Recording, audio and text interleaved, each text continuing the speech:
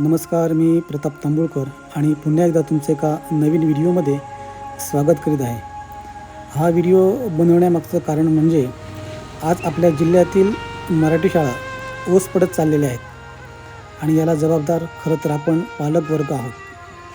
काळानुरूप माणसाला इंग्रजी येणं गरजेचं आहेच, पण त्याशिवाय आपली मातृभाषा ही मराठी आहे आणि म्हणूनच आपल्या मुलांना प्राथमिक शिक्षण हे मराठीतूनच दिलं पाहिजे आणि आपली भाषा आणि आपली मराठी शाळा पण वाचवली पाहिजे.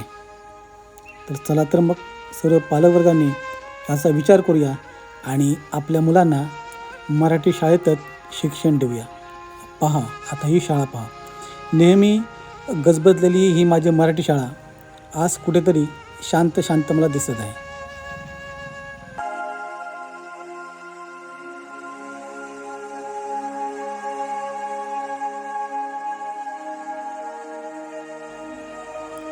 हा आहे 6वी 7वीचा वर्ग आणि मुलं बघा, आणि मुलं कमी असल्यामुळे शिक्षक वर्ग हा कमी केला जातो. हा 5वीचा वर्ग आणि इथे पण बघा मुलांची संख्या काय आहे ती. प्रत्येक पालकांनी याचा जरूर विचार करा.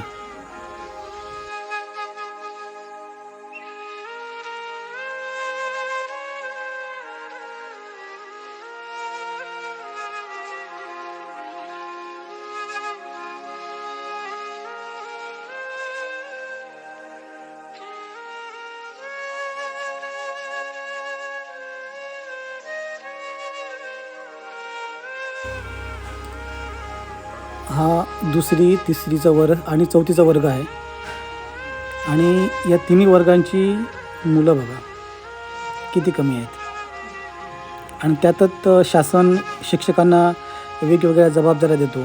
इलेक्शन असलं की शिक्षक वर्ग उपस्थित पाहिजे, अजून कुठचे कामं असले की शिक्षक वर्ग, आणि त्यातल्या त्यात मुलांची संख्या कमी असल्यामुळे शिक्षक पण कमी केले जात आहेत.